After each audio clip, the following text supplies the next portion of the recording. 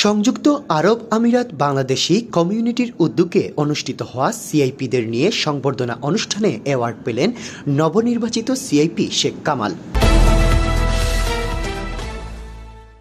সংযুক্ত আরব আমিরাতে অনুষ্ঠিত হল 2024-2025 সালে নির্বাচিত সিআইপিদের নিয়ে সংবর্ধনা অনুষ্ঠান।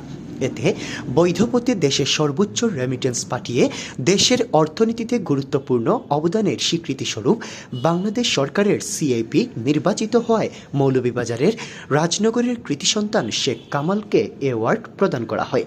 অনুষ্ঠানে প্রধান অতিথি হিসেবে উপস্থিত থেকে সিআইপি শেখ কামালের হাতে অ্যাওয়ার্ড তুলে দেন গণপ্রজাতন্ত্রী বাংলাদেশ সরকারের যুব ও ক্রীড়া, স্থানীয় সরকার ও পল্লী উন্নয়ন মন্ত্রণালয়ের উপদেষ্টা আসিফ মাহমুদ সজীব ভুঁইয়া।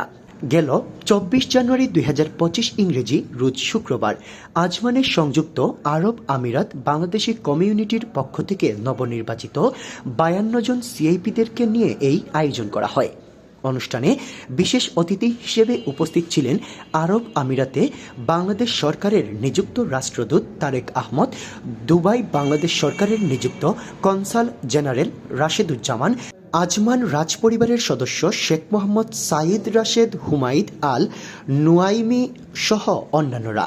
শেখ কামাল আহমেদ সাগর, এরপর প্রস্তুত থাকবেন মোহাম্মদ সেলিম রেজা। শেখ কামাল আহমেদ সাগর, তিনি 2025 সালে রেমিটেন্সের জন্য সিআইপি নির্বাচিত হয়েছেন।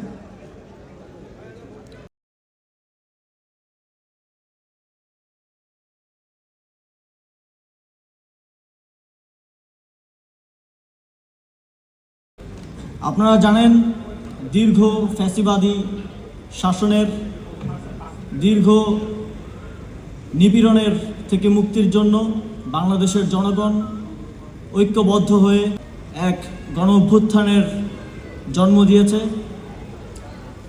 আপনারা দেখেছেন, পৃথিবীর ইতিহাসে বিরলতম একটি ঘটনা ঘটেছে।